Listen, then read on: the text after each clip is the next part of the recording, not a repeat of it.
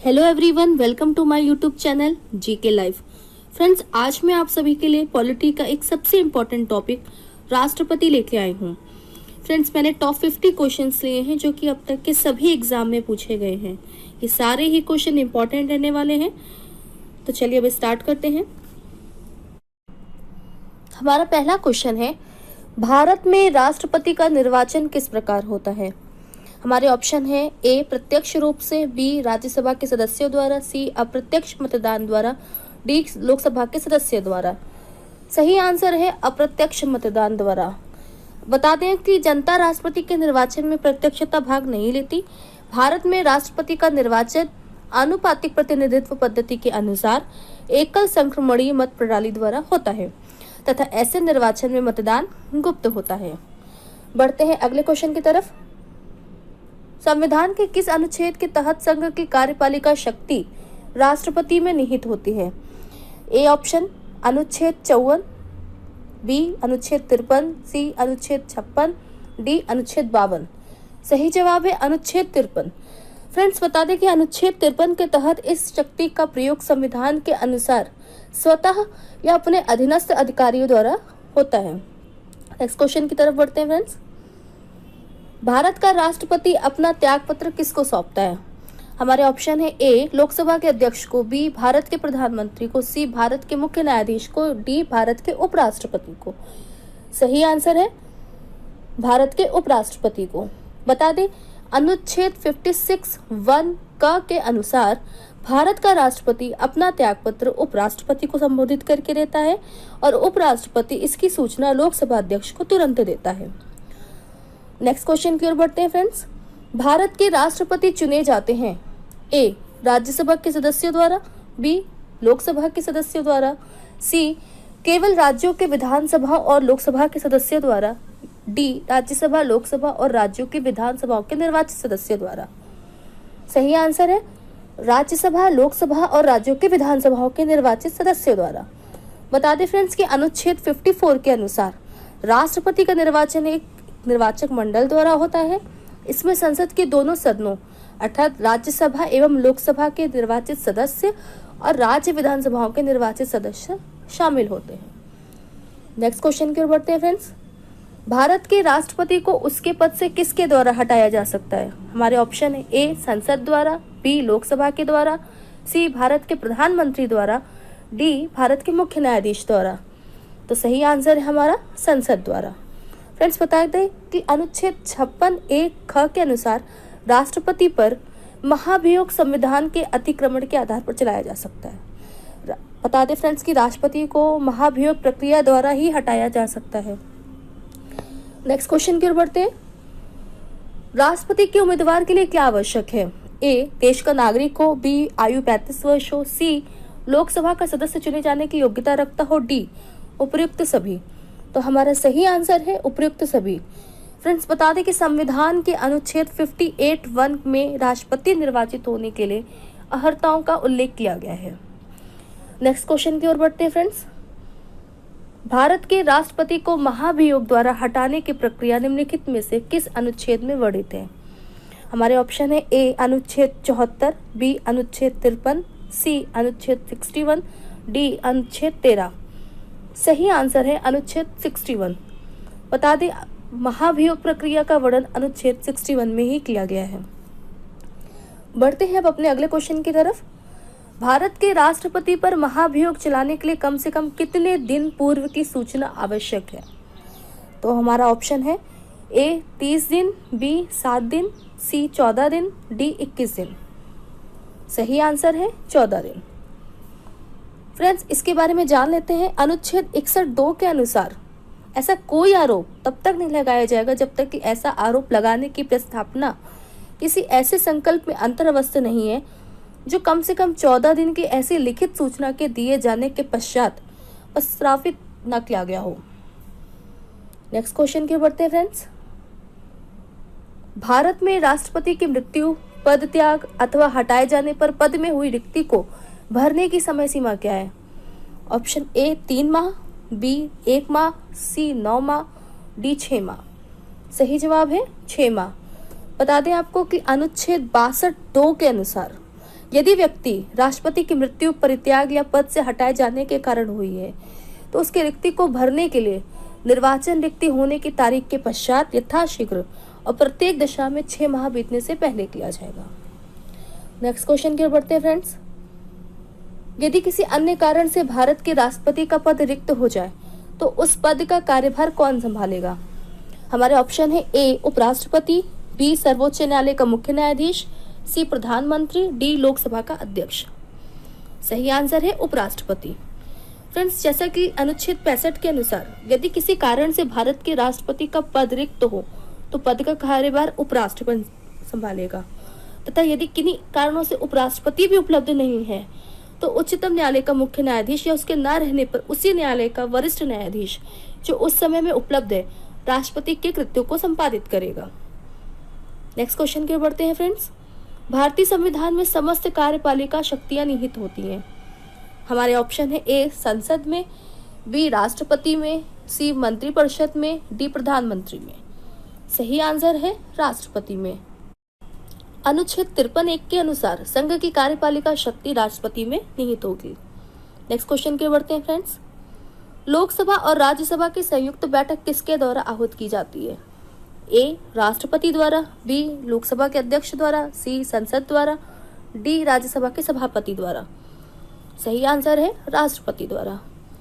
Friends, बता दें संविधान के अनुच्छेद 108 के तहत किसी विधेयक पर दोनों सदनों के मध्य गतिरोध की स्थिति में लोकसभा और राज्यसभा की संयुक्त बैठक राष्ट्रपति द्वारा आहूत की जा सकती है। नेक्स्ट क्वेश्चन की ओर बढ़ते हैं फ्रेंड्स। संविधान के किस अनुच्छेद के अंतर्गत भारत के राष्ट्रपति को अध्यादेश जारी करने की शक्ति प्रदान है?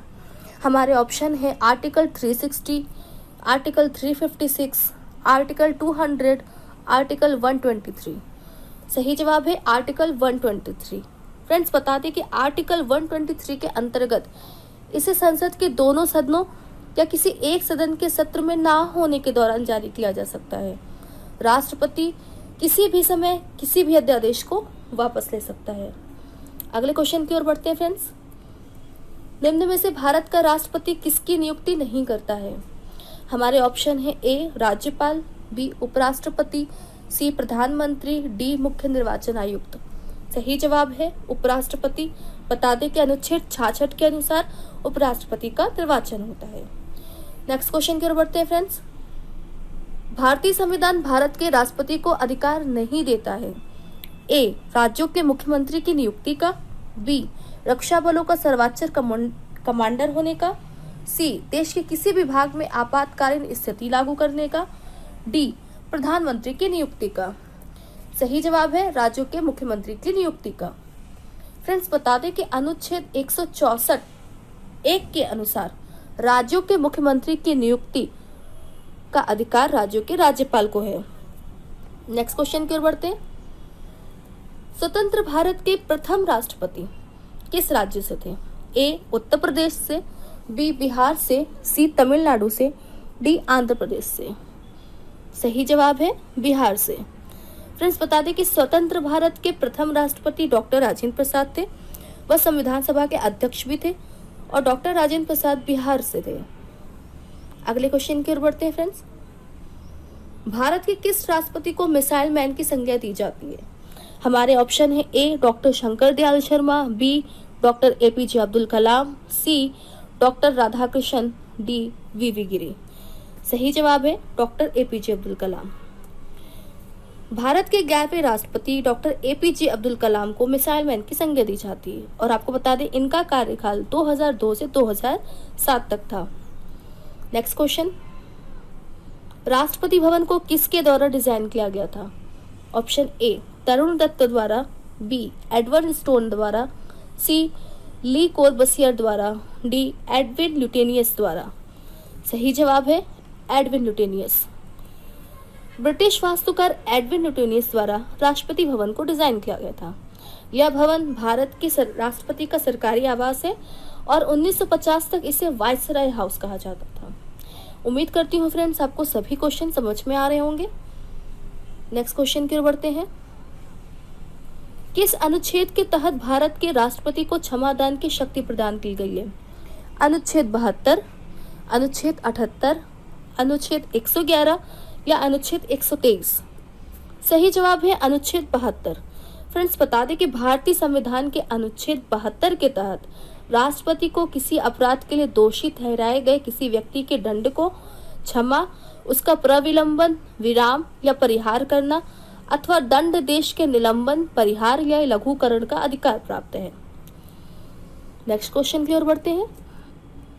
राष्ट्रपति द्वारा जारी एक अध्यादेश संसद के सत्र शुरू होने के बाद कितने समय तक रखा जाना आवश्यक है?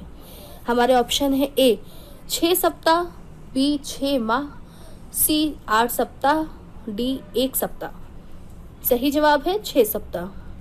फ्रेंड्स, अनुच्छेद 123(2) के अनुसार राष्ट्रपति द्वारा जारी अध्यादेश को संसद के सत्र शुरू होने के बाद 6 सप्ताह के अंदर अनुमोदित होना चाहिए। अगले क्वेश्चन की ओर बढ़ते हैं। राष्ट्रपति की क्षमा आदि की शक्ति 1 हमारे ऑप्शन है कार्यपालिका शक्ति है, बी न्यायिक शक्ति है, सी विधायी शक्ति है, डी इनमें से कोई नहीं। सही जवाब है न्यायिक शक्ति है। संविधान के अनुच्छेद 72 के तहत राष्ट्रपति को क्षमा आदि की तथा कुछ मामलों में दंडादेश के निलंबन, परिहार या लघुकरण की न्यायिक शक्ति प्राप्त है। नेक्स्ट क्वेश्चन की ओर बढ़ते हैं। भारतीय संविधान के किस अनुच्छेद में राष्ट्रपति पद का प्रावधान है? Article 50, article 61, article 52, article 123। सही जवाब है आर्टिकल 52। इसके बारे में जान लेते हैं फ्रेंड्स कि आर्टिकल 52 के अनुसार भारत का एक राष्ट्रपति होगा और बता दें कि भारत का राष्ट्रपति ही देश का प्रथम नागरिक होता है। अगले क्वेश्चन की ओर बढ़ते हैं फ्रेंड्स। लोकसभा को भंग करने की शक्ति किसके पास होती है? तो हमारे ऑप्शन है लोकसभा अध्यक्ष, राष्ट्रपति, प्रधानमंत्री या उपराष्ट्रपति। सही जवाब है राष्ट्रपति। फ्रेंड्स, बता दें कि आर्टिकल 85(2) ख के अनुसार राष्ट्रपति लोकसभा भंग कर सकता है, किंतु राष्ट्रपति की यह शक्ति अनुच्छेद 74(1) के अधीन है, अर्थात वह ऐसा केंद्रीय मंत्रिमंडल की अनुशंसा पर ही कर सकता है। नेक्स्ट क्वेश्चन की ओर बढ़ते हैं फ्रेंड्स। भारतीय संविधान में राष्ट्रपति पर महाभियोग का प्रावधान किस देश से लिया गया है? ऑप्शन देख लेते हैं। ऑप्शन ए है America, B Canada, C Japan, D Ireland. तो सही जवाब है हमारा अमेरिका। अनुच्छेद 61 में राष्ट्रपति पर महाभियोग की प्रक्रिया का उल्लेख है। नेक्स्ट क्वेश्चन की ओर बढ़ते हैं फ्रेंड्स। राष्ट्रपति के पास कौन सी तीनों वीटो शक्ति होती है? हमारे ऑप्शन है ए आंतरिक वीटो, बी निलंबनकारी वीटो, सी पॉकेट वीटो, डी उपयुक्त सभी। सही आंसर है उपयुक्त सभी। फ्रेंड्स, बता दें कि अनुच्छेद 111 में राष्ट्रपति की वीटो शक्तियों के बारे में बताया गया है। आगे बढ़ते हैं फ्रेंड्स। भारत की प्रथम महिला राष्ट्रपति कौन थी? हमारे ऑप्शन है ए सरोजिनी नायडू, बी प्रतिभा पाटिल, सी सुश्री मायावती, डी इनमें से कोई नहीं। सही जवाब है प्रतिभा पाटिल। बता दें कि 25 जुलाई 2007 को प्रतिभा पाटिल ने देश के 12वीं राष्ट्रपति के रूप में शपथ ग्रहण किया था और इनका कार्यकाल अनुसार उनका क्रम 14वां था। नेक्स्ट क्वेश्चन की ओर बढ़ते हैं फ्रेंड्स। संघ लोक सेवा आयोग के अध्यक्ष की नियुक्ति कौन करता है? हमारे ऑप्शन है ए प्रधानमंत्री, बी राज्यपाल, सी राष्ट्रपति, डी लोकसभा अध्यक्ष। सही जवाब है राष्ट्रपति। जैसा कि जानते हैं कि अनुच्छेद 316 के तहत लोक सेवा आयोग के अध्यक्ष और अन्य सदस्यों की नियुक्ति यदि वह संघ आयोग या संयुक्त आयोग है तो राष्ट्रपति द्वारा, और यदि वह राज्य आयोग है तो राज्य के राज्यपाल द्वारा की जाएगी। नेक्स्ट क्वेश्चन की ओर बढ़ते हैं फ्रेंड्स। अब तक हमारे देश में कितने राष्ट्रपतियों के खिलाफ महाभियोग लगाया गया है? हमारे ऑप्शन है ए 0, बी 1, सी 3, डी 4। सही जवाब है 0। महाभियोग प्रक्रिया का वर्णन अनुच्छेद 61 में किया गया है और महाभियोग प्रक्रिया एक अर्ध न्यायिक प्रक्रिया जो कि संसद द्वारा चलाई जाती है। नेक्स्ट क्वेश्चन की ओर बढ़ते हैं फ्रेंड्स। भारत के महान्यायवादी की नियुक्ति कौन करता है? हमारे ऑप्शन है ए लोकसभा अध्यक्ष, बी उपराष्ट्रपति, सी राष्ट्रपति, डी राज्यपाल। सही जवाब है राष्ट्रपति। बता दें कि भारत के अटॉर्नी जनरल को संविधान की धारा 76(1) के तहत भारत के राष्ट्रपति द्वारा नियुक्त किया जाता है। भारत के अटॉर्नी जनरल भारत सरकार का मुख्य कानूनी सलाहकार होता है। भारत के वर्तमान अटॉर्नी जनरल के वेणुगोपाल है। नेक्स्ट क्वेश्चन की ओर बढ़ते हैं फ्रेंड्स। एकल संक्रमणी पद्धति द्वारा किसका चुनाव होता है? तो हमारे ऑप्शन है ए राष्ट्रपति, बी उपराष्ट्रपति, सी मुख्यमंत्री, डी इनमें से कोई नहीं। सही जवाब है राष्ट्रपति। बता दें, भारत में राष्ट्रपति का निर्वाचन आनुपातिक प्रतिनिधित्व पद्धति के अनुसार एकल संक्रमणीय मत प्रणाली द्वारा होता है और ऐसे निर्वाचन में मतदान गुप्त होता है। अगले प्रश्न की ओर बढ़ते हैं। वित्त बिल के लिए किसकी स्वीकृति आवश्यक होती है? ए सर्वोच्च न्यायालय के मुख्य न्यायाधीश, बी भारत के महान्यायवादी, सी राष्ट्रपति, डी उपराष्ट्रपति। सही जवाब है राष्ट्रपति। वित्त बिल के लिए राष्ट्रपति की स्वीकृति आवश्यक होती है। अगले क्वेश्चन की ओर बढ़ते हैं। भारतीय संविधान के अनुसार देश में आपातकाल कौन घोषित कर सकता है? ऑप्शन ए उपराष्ट्रपति, बी प्रधानमंत्री, सी राष्ट्रपति, डी राज्यों के राज्यपाल। सही आंसर है राष्ट्रपति। भारतीय संविधान के अनुसार देश के राष्ट्रपति ही देश में आपातकाल घोषित कर सकते हैं। नेक्स्ट क्वेश्चन की ओर बढ़ते हैं फ्रेंड्स। मौलिक अधिकारों का स्थगन कौन कर सकता है?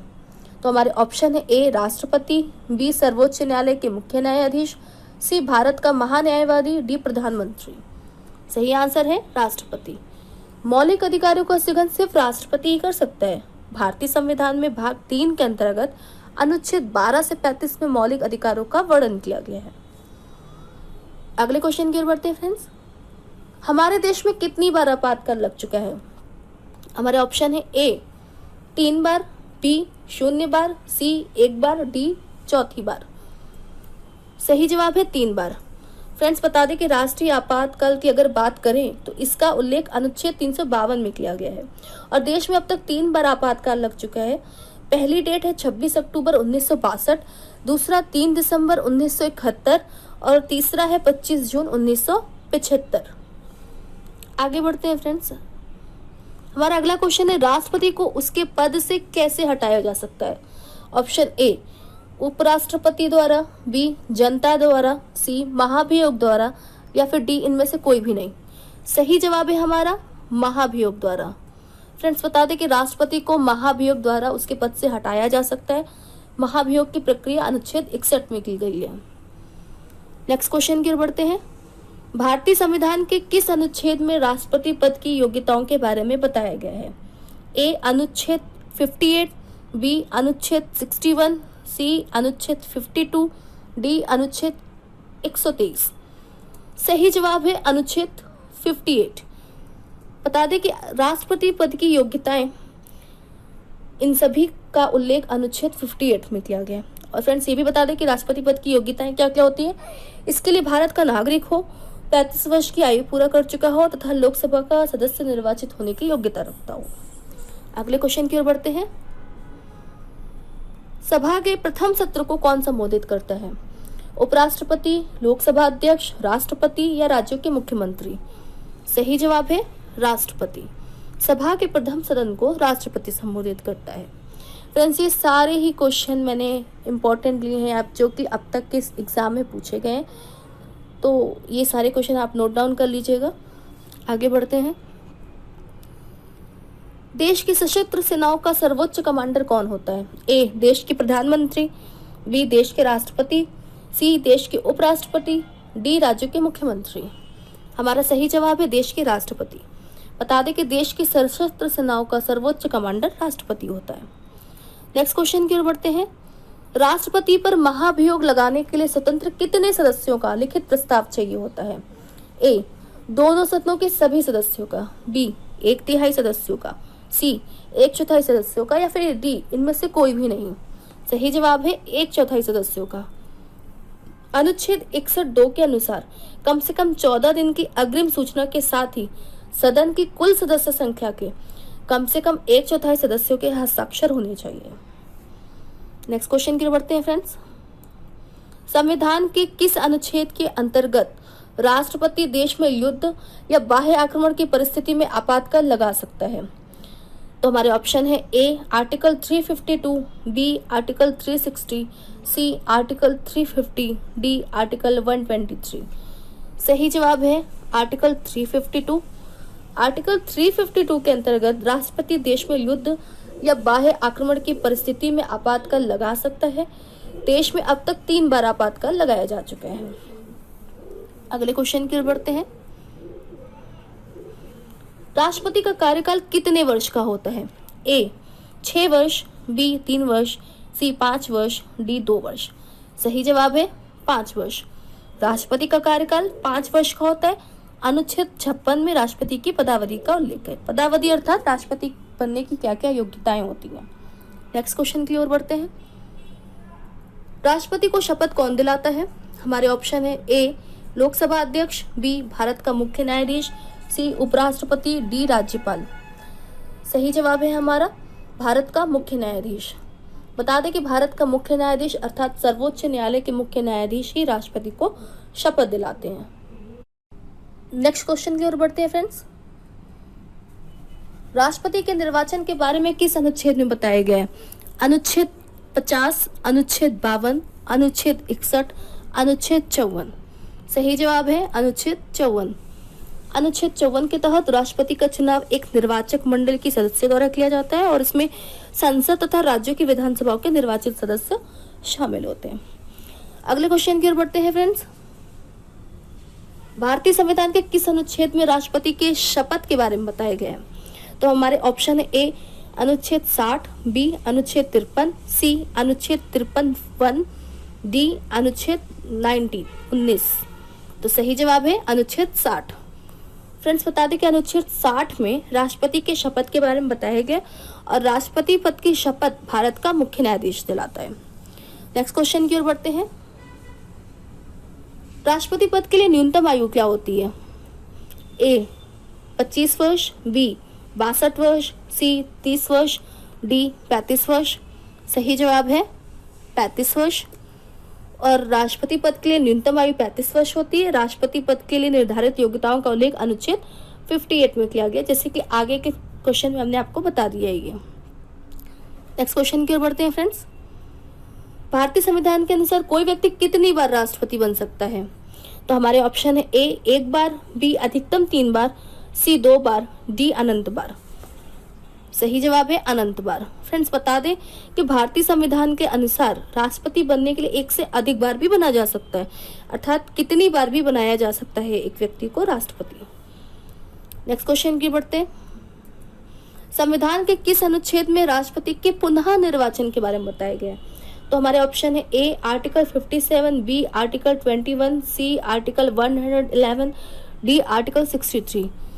सही जवाब है आर्टिकल 57। फ्रेंड्स बता दें कि भारतीय संविधान का अनुच्छेद 57 राष्ट्रपति के पद के लिए पुनः निर्वाचन के लिए पात्रता निर्धारित करता है। इस अनुच्छेद के अनुसार कोई व्यक्ति जो राष्ट्रपति के रूप में पद धारण करता है या कर चुका है, इस संविधान के अन्य उपबंधों के अधीन रहते हुए उस पद के लिए पुनः निर्वाचन का पात्र होगा। फ्रेंड्स अगले क्वेश्चन की ओर बढ़ते हैं। भारत में कितनी बार वित्तीय आपातकाल लगाया जा चुका है? ए 1 बार, बी 0 बार, सी 2 बार, डी 3 बार। सही जवाब है 0 बार। भारत में अब तक 1 बार भी वित्तीय आपातकाल नहीं लगाया गया है। नेक्स्ट क्वेश्चन की ओर बढ़ते हैं फ्रेंड्स। सर्वसम्मति से निर्वाचित भारत के राष्ट्रपति थे। हमारे ऑप्शन है A S Radhakrishnan, B V V Giri, C Neelam Sanjiva Reddy, D Giani Zail Singh. सही जवाब है हमारा नीलम संजीव रेड्डी। बता दें कि नीलम संजीव रेड्डी सर्वसम्मति से भारत के चुने जाने वाले एकमात्र राष्ट्रपति हैं। उनका कार्यकाल वर्ष 1977 से 1982 था। नेक्स्ट क्वेश्चन की ओर बढ़ते हैं और लास्ट क्वेश्चन।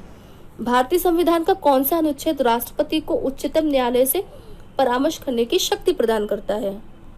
हमारे ऑप्शन है अनुच्छेद 111, अनुच्छेद 352, अनुच्छेद 143, अनुच्छेद 123। सही जवाब है अनुच्छेद 143। फ्रेंड्स बता दें कि अनुच्छेद 143 के तहत भारतीय संविधान राष्ट्रपति को उच्चतम न्यायालय से परामर्श करने की शक्ति प्रदान करता है। इसी के साथ हमारा राष्ट्रपति टॉपिक से टॉप 50 क्वेश्चन समाप्त होते हैं। उम्मीद करती हूँ आपने सभी क्वेश्चंस को अच्छे से समझ लिया होगा। वीडियो अगर पसंद आई हो तो वीडियो को लाइक, कमेंट तथा शेयर कीजिएगा। चैनल पर नए हो तो चैनल को सब्सक्राइब कीजिएगा।